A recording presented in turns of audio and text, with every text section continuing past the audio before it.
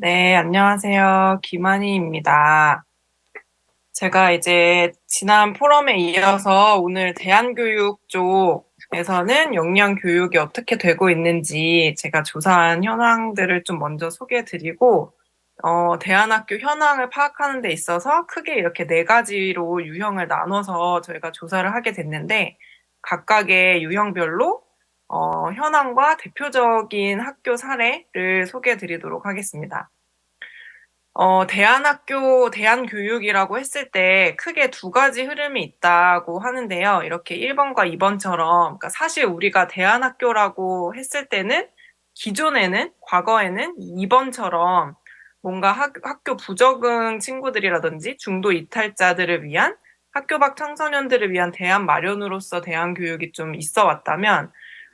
사실은 근데 그 이전에 풀뿌리 교육 운동으로 시작돼서 말 그대로 기존 교육에 대한 대안적인 교육으로 아동의 자유와 선택을 존중하는 학습 자존심 교육을 추구하는 대안 교육으로 사실 시작을 한 이 큰 흐름이 있는 거죠.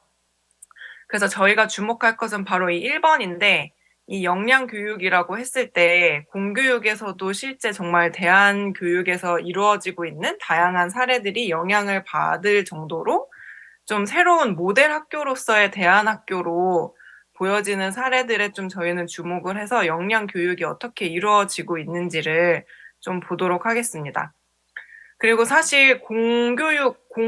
공교육에서는 대안학교를 이제 뭐 다들 아시는 것처럼 미인가 대안학교들에게도 이제 등록제를 2022년부터 시작을 함으로써 좀 이 대안학교를 바라보는 시각들이 좀 달라지고 있는 거를 좀 확인할 수 있는데요. 대안학교 설명 구체적으로 하기 전에 살짝 요약만 드리면, 저희가 이제 역량이라고 하는 것을 OECD에서 발표한 교육 2030 프로젝트가 전 세계적으로 교육계에서 이런 문서를 바탕으로, 이런 리포트를 바탕으로 이 세상이 변화하는 사회적 맥락에 따라서 교육에서도 추구해야 되는 역량이 달라진다. 어떻게 우리가 이 역량을 정의하고 바라볼 것인가? 라고 하는 논의들이 계속 이어지고 있고요. 가장 중요하게 보이는 것이 이 학생들의 행위 주체성, 그리고 그 다양한 역량 중에서도 이렇게 변화하는 세상에 맞춰서 실제 어떤 역량을 갖춘 학생들로 키워내야 되느냐에서 이 변혁적 역량 세 가지가 되게 강조되고 있습니다. 그래서 이런 큰 방향에서 국내 역량 교육 과정의 특징을 조사한 좀 대표적인 세 가지 논문이 있는데, 이 논문들은 이제 다양한 사례 조사를 한 논문들이에요. 근데 이걸 공통점들을 좀 뽑아서 이렇게 교육 목표, 교육 과정, 교수 학습, 평가 이렇게 네 가지로 공통점을 보면, 사실 역량 교육을 잘 하고 있다라고 했을 때는 학교 구성원들이 함께 그 변혁적 역량이라는 것도 사실 되게 모호하잖아요. 그래서 그 안에서도 정말 우리 학교가 우리 학생들의 특성, 그리고 우리 지역 속에서의 우리 학교의 위치, 여러 가지들을 고려해서 어떤 역량에 주목할 것인지를 충분히 논의하고 재정의하고 공동의 비전을 먼저 세우고, 그 역량에 얼라인 될 수 있도록, 일치될 수 있도록 교육 과정과 교육 학습과 평가를 다 이제 연결시키는 그런 학교들이 이제 정말 역량 교육을 제대로 하고 있다라고 볼 수 있을 것 같습니다. 오늘 소개해드릴 대안학교 사례들은 이 네 가지가 정말 너무 쫀쫀하게 잘 유기적으로 구현되는 그런 사례들을 좀 많이 보실 수 있을 것 같습니다. 그래서 전반적인 숫자로 그냥 이 대안학교들의 현황을 보면, 인가 대안학교는 사실 교육부에서 계속 주기적으로 통계를 내서 이제 공유를 하고 있기 때문에 뭔가 이런 좀 따로 검정고시를 보지 않아도 되는 인가된 대안학교에 좀 관심이 있으신 학부모님들은 사실 교육부에서 주는 그 리스트를 보면 뭐 100개 정도 학교이기 때문에 보실 수가 있는데, 그 중에서도 이제 인가형 대안학교가, 공립대안학교가 증가가 좀 두 배 정도 이렇게 꾸준히 계속 지난 5년간 있어 왔습니다. 그래서 요거가 시사하는 바는 이렇게 보이시는 것처럼 앞으로 개교될 학교들도 있지만, 뭐 2021년 정도에서부터 이렇게 쭉 전국에 있는 시도교육청이 좀 주관해서 단순히 그런 뭐 학교 밖 청소년, 뭐 이탈 청소년을 위한 게 아니라 정말 이런 역량 교육을 위한 미래 학교 모델로서의 공립형 대안학교를 좀 만들어 가고 있는 거를 저희가 흐름을 볼 수 있고요. 그다음에 비인가 대안학교는 한 600개 정도로 추정을 하는데, 이건 당연히 이제 등록제가 시작되기 전에, 그리고 등록제가 시작이 되더라도 모든 학교가 다 등록을 하는 게 아니기 때문에 정확한 숫자나 현황을 사실 보기는 어렵습니다. 근데 그 중에서도 기독교 대안학교는 좀 실태 조사를 하는 주체가 있어요. 그래서 정기적으로 여기서도 이제 4년마다 한 번씩 조사를 하는데, 600여 개 중에 기독교 대안학교가 정말 300개, 50%를 차지할 정도로 되게 많은 숫자를 차지하고 있어서, 제가 이제 오늘 저희가 이제 연구한 거에서는 미인가 대안학교와 기독교 대안학교를 좀 분리해서 보도록 하겠습니다. 그리고 마지막으로는 이런 전국 시도교육청에서 또 다른 대안교육의 이제 하나의 흐름으로 저희가 뭐 갭이어라든지 1년짜리 정말 밀도 있게 이런 역량 교육을 좀 접할 수 있는 전환학년제 프로그램들이 민간 차원에서도 그리고 공교육에서도 좀 이제 또 확장되고 있는데, 그런 추세를 좀 보도록 하겠습니다. 그래서 이렇게 총 4가지로 유형을 분류했고요. 그래서 특징을 핵심적으로 보면 인가 대안학교는 이제 공립이랑 사립으로 또 나눠질 수가 있죠. 그래서 좀 전에 말씀드린 것처럼 미래형 그런 역량교육 학교 모델을 좀 시도하고 있는 걸 공립에서 좀 볼 수 있고, 사립에서는 교과 교육 수준을 그래도 어느 정도 또 따라야 하는 과정이 있기 때문에 그 안에서 교과 간 융합 수업이 좀 많이 일어나는 걸 볼 수가 있고요. 미인가 대안학교는 아무래도 100% 유연성이 있다 보니까 좀 되게 새로운 시도가 가능하고 학교 밖의 자원들과 더 적극적으로 협력하는 모습들을 좀 더 볼 수 있는 것 같고요. 기독교 대안학교는 좀 특이한 점이 종교적 색채 때문에 기독교인으로서 갖춰야 할 역량이 이런 미래 역량에서 말하는 뭐 공동체성이나 문제 해결력, 그리고 이제 자기 은사를 발견한다라는 맥락 안에서 자기 주도성과 주체성 같은 부분들을 되게 강조하고 있었습니다. 그래서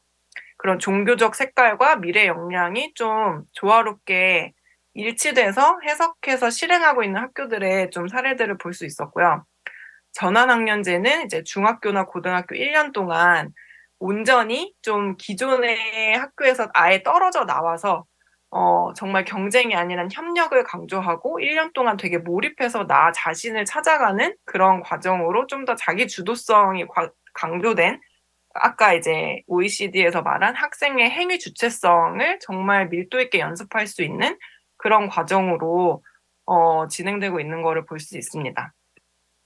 그래서 이제 첫 번째로 이 인가 대안학교 중에서 공립형 대안학교가 이렇게 다양한 학교, 미래 학교 모델로 보일 수 있는 곳들은 아까 100여 개 정도, 92개 정도 학교에서 요 정도를 볼 수 있는데요. 가장 특이한 점은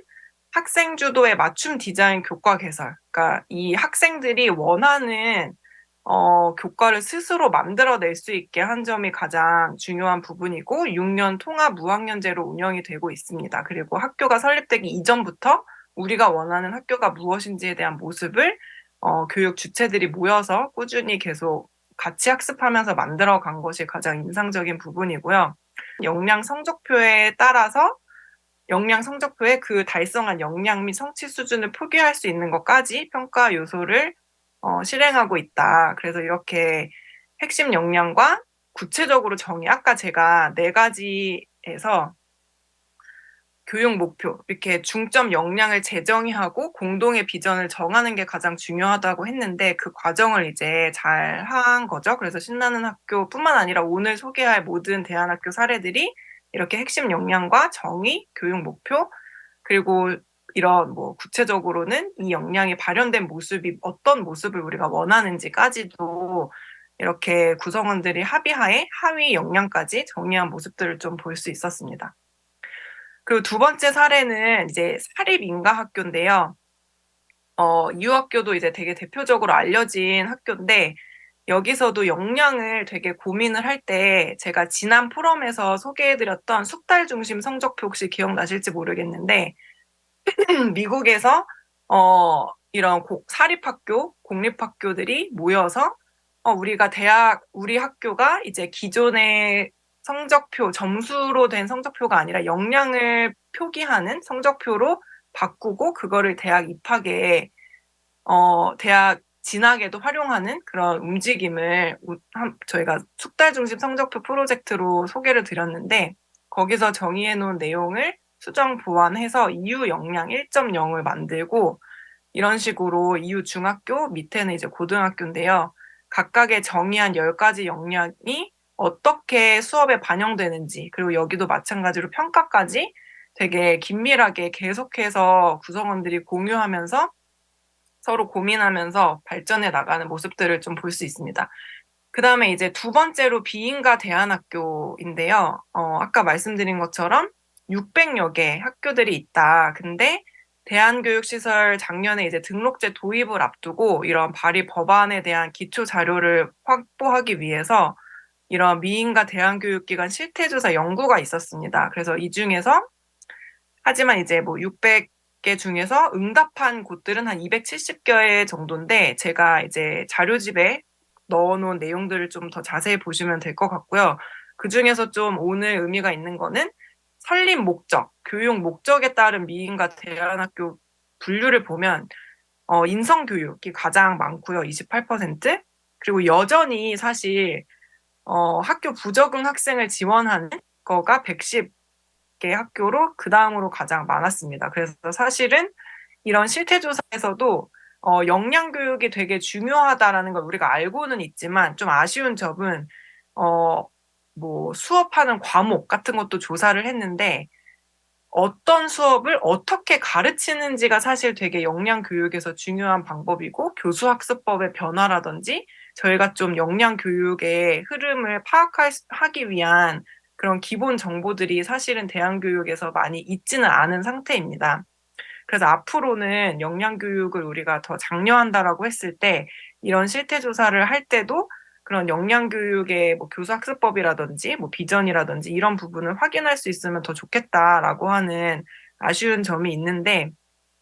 그럼에도 불구하고 이렇게 기타로 분류된 학교들 중에서 80개 정도 학교들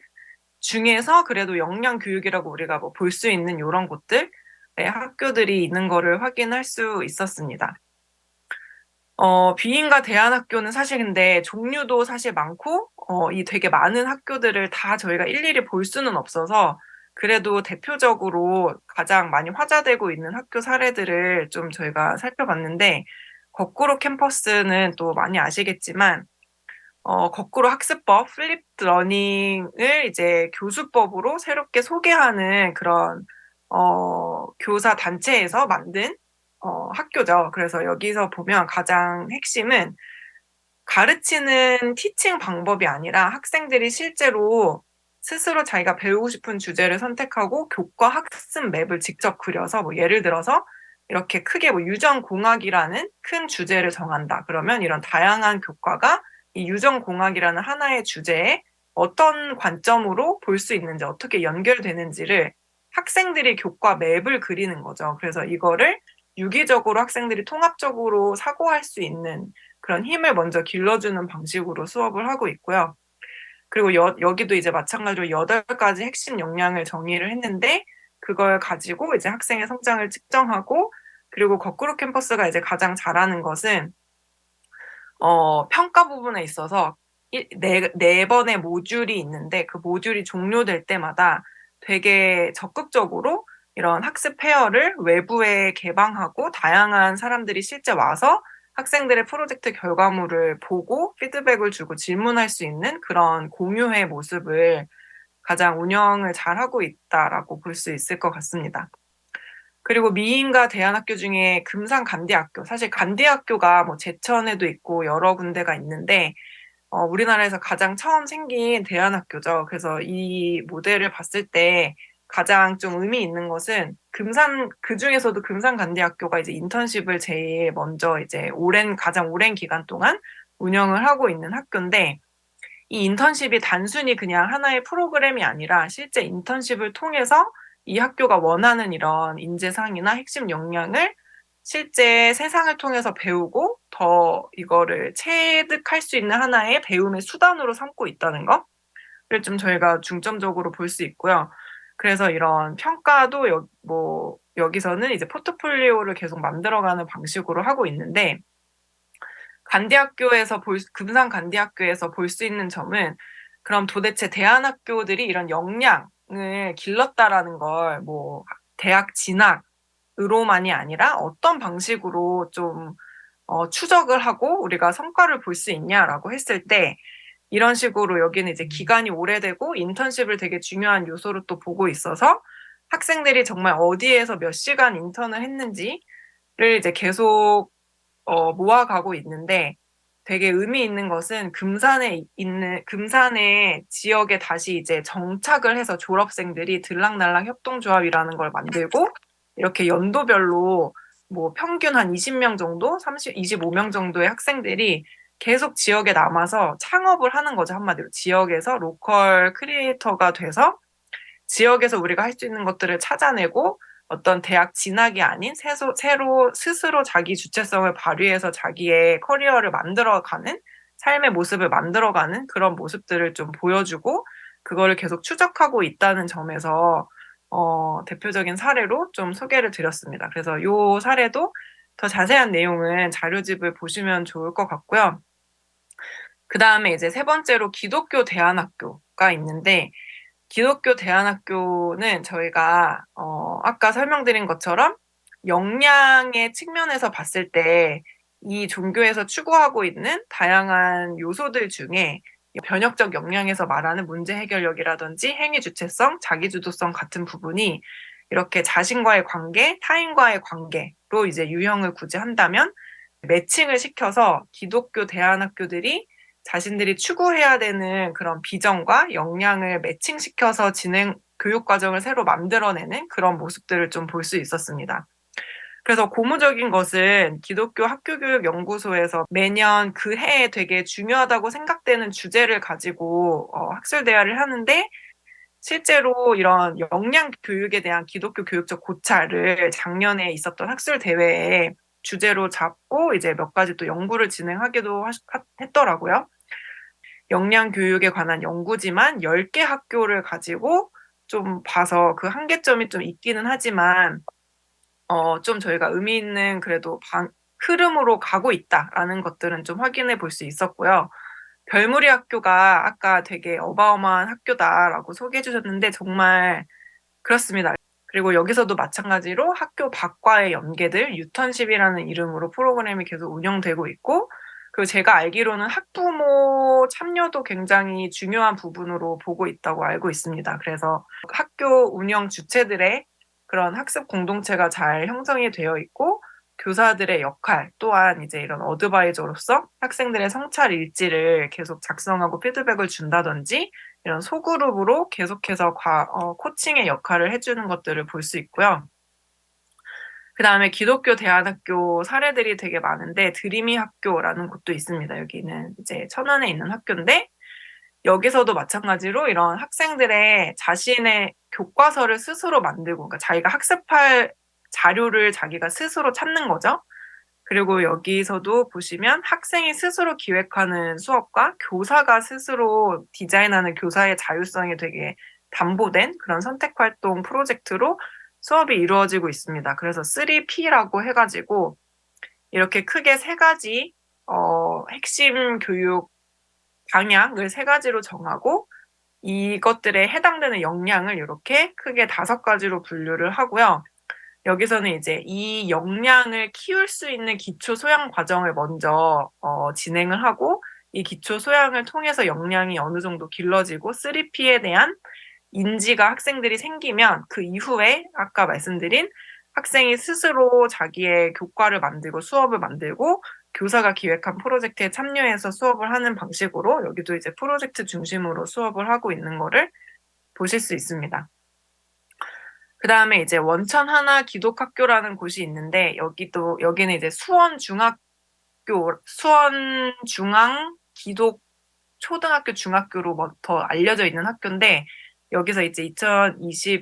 1년부터 고등학교를 시작을 했습니다. 여기서도 이렇게 핵심 교육 가치를 3가지로 놓고 학생들 개개인이 갖고 있는 그런 창조성과 재능을 발견하는 것들을 되게 핵심 가치로 삼고 있고요. 그래서 주제 통합이나 프로젝트 수업, 그리고 학교 밖과 연결된 실생활, 여기도 이제 익스턴십이라는 이름, 이제 인턴십, 익스턴십, 유턴십, 각자 조금씩 이름은 다르지만 이렇게 학교 밖에 있는 다양한 자원들과 연계돼서 전문가와 멘토, 그리고 실제 세상의 이런 회사들과 연결돼서 자기가 배운 거가 어떻게 실제 써먹을 수 있는지, 그리고 현장에서 배워온 그런 또 새롭게 생기는 관심사를 가지고 자신의 그런 진로나 이런 확장에 도움을 받는 그런 방식으로 유기적으로 연결된 모습들을 볼 수 있었습니다. 그다음에 마지막으로 전환학년제는 뭐 다들 아시다시피 이런 갭이어, 뭐 덴마크나 아일랜드에서 시작된 것들을 저희가 이제 주로 시도교육청에서 학습을 해서 이런 모델들을 우리나라에서는 어떤 형태로 적용하는 것이 가장 효과적일지 연구를 하고 나서 서울시 교육청에서 2015년도에 제일 먼저 오디세이 학교를 만들었는데, 이 오디세이 학교가 가장 특이한 점은 서울시 교육청이 혼자 운영하는 게 아니라 공모를 통해서 이런 다른 대학 교육 기관들과 함께 운영을 한다는 거가 가장 큰 차이점이라고 볼 수 있습니다. 그래서 지금 현재로서는 이렇게 5군데랑 같이 협업을 하고 있는데, 보시면 원적교, 그러니까 일반 학생들이 공립학교로 진학을 한 상태에서 적을 두고 있는 상태에서 1년간 오디세이 학교에 와서 배우고 다시 이제 자기 원래 등록되어 있는 학교에 돌아가는 형태인 거죠. 그래서 이런 전환학년 과정이 서울시 교육청뿐만 아니라 이런 식으로 창원자유학교, 야후전환학교, 목도나루학교 이런 식으로 점차적으로 확대되고 있는 모습들을 볼 수 있고요. 오디세이 같은 학교는 정말 한 학기 1년에 100명 이상 정말 많은 사람들이 와서 학교 모델을 보고 갈 정도로 이거를 각자의 지역에서 어떻게 적용할지에 대한 고민을 많이 하고 있는 모습을 볼 수 있습니다. 자유학년제가 전면 시행되면서 이를 같이 그 시기와 맞물려서 민간에서도 이런 1년짜리 프로그램, 전환학년을 활용할 수 있도록 중학교 1학년이나 고등학교 1학년을 대상으로 운영하고 있는 것들을 많이 볼 수 있습니다. 그래서 오디세이 학교도 마찬가지로 학생 기획 수업이 강조되고 1년 동안 이런 자기 주도성, 나라는 사람이 어떤 사람인지를 찾아가는 게 사실 1년 전환학년의 가장 큰 또 핵심이기 때문에 당연히 이런 행위 주체성이라든지 학생들의 주도성이 강조될 수밖에 없는 그런 교육 과정들로 운영이 되고 있고요. 그리고 뭐 공동체 생활과 세계 시민 의식을 되게 또 강조하는 것들을 볼 수 있고, 여기도 마찬가지로 학교 밖에 다양한 전문가들과 이런 인턴십이나 외부 협력 프로그램들을 운영하고 있고, 평가도 마찬가지로 다양한 방법을 활용해서, 그러니까 저희가 과정 중심 평가에서 보여지는 가장 큰 특징이 그런 점수로만 평가를 하는 것이 아니라 이런 성장의 과정, 그리고 내가 이 역량을 발휘해서 무언가를 만들어낼 수 있느냐에 대한 프로젝트 산출물을 가지고 평가를 하는 모습들을 좀 많이 볼 수 있었습니다. 그래서 제가 지금 이렇게 총 8가지 사례를 되게, 사실 시간이 제가 많지가 않아서 자세한 내용을 자료집에 다 담아놨기 때문에 이제 전반적인 요약 차원에서 제가 오늘 소개를 드렸고요. 그래서 8가지 학교를 이렇게 똑같은 형태로 크게 4가지 교육 목표, 교육 과정, 교수 학습 평가의 4가지 요소로 나눠서 이렇게 설명을 했기 때문에 자료집을 보시면 공통적으로 정말 이런 핵심 역량을 구체적으로 정의하고 있구나. 그리고 교육 과정과 교수 학습에 있어서도 학생들의 자기 주체성이 되게 강조된 개별 맞춤형 시간표가 가능할 정도로 스스로 무언가를 정하고 해볼 수 있는 여지가 되게 많이 열려있는 교육 과정을 하고 있고, 프로젝트 기반으로 실제 내가 배운 거를 써먹을 수 있는 방법으로 수업을 하고 있다는 거, 그리고 평가 역시도 다양한 방식을 활용해서 성장과 과정을 볼 수 있는, 눈으로 확인할 수 있는 방식으로 한다라는 것들을 볼 수 있습니다. 그래서 정리를 하자면 요 크게 네 가지 유형에서 약간 한계점을 먼저 좀 말씀드리면, 아무래도 공립인가 대안학교들은 학교 리더십이나 교사들이 여전히 여기도 순환을 하기 때문에 뭐 이런 학교 철학이나 운영이 계속 유지가 되게 어려운 점들을 좀 볼 수가 있고요. 그리고 뭐 아까 뭐 전환 그 공립형 대안학교 같은 경우에 특히나 여전히 어떤 대안학교라는 편견으로 지역 사회에서 뭐 우리 지역에 공립형 대안학교가 생기는 걸 좀 좋아하지 않는다, 달가워하지 않는다든지, 아니면 만들어졌지만 일반 학생의 지원이 그렇게 많지 않다든지 하는 좀 아쉬운 부분들이 보이기도 합니다. 그리고 사립은 또 입시에 영향을 받을 수밖에 없기 때문에 완전히 자유롭지 못한 그런 모습들, 오늘 소개한 사례들 말고 다른 대안학교들에서는 그런 좀 아쉬운 한계점들이 있고요. 미인가 대안학교는 전반적인 사실 특성 파악을 하는 것이 어려운 상황이고, 교육 계획서, 특히 이제 공립 대안학교나 아니면 이미 교사 출신의 선생님들이 모여서 만든 대안학교는 정말 교과 과정을 어떻게 마련하고 교육 계획서라는 거를 또 마련해서 홈페이지에 올려놓고 공유하고 하는 것들이 되게 자연스러운 반면에, 이런 미인가 대안학교들은 실제 교육계획서나 뭐 이런 평가 지표 같은 것들이 온전하게 마련되지 않는 경우들이 좀 많이 있었고요. 그리고 뭐 이건 전반적으로 마찬가지지만 이런 체계적인 교원 역량 강화 부분들이 좀 아쉬운 부분들이 있다. 그리고 기독교 대안학교 같은 경우에는 오늘 소개한 그런 대표적인 잘하고 있는 학교들 말고 다른 대부분의 사실 기독교 대안학교들은 종교성을 되게 너무 강조한다든지 아니면 엘리트 인재 양성에만 포커스를 너무 맞춰서 뭐 해외 국제학교나 해외 유학을 준비한다든지 뭐 이런 일부 그런 유형들도 좀 많이 보이고 있는 상황입니다. 그리고 전환학년제 마찬가지로 지금은 그 1년 프로그램이 되게 좋지만 사실 그거를 받아들일 수 있는 학생, 아까 서울시교육청만 해도 오디세이가 5군데 다른 캠퍼스에서 운영이 되고 있지만 아직 그 규모가 되게 작은 상태여서 앞으로 여기서의 실험들이 공교육으로 확장된다든지 아니면 뭐 다양한 민간의 협업들이 더 많이 확장되는 시도들이 있어야 할 것 같고요. 그래서 이제 전반적으로 마무리를 하자면, 오늘 본 것처럼 공교육에서도 정말 참고할 만한 이런 좋은 역량 교육 과정 자체를 마련한 대안학교들이 되게 많이 있는데,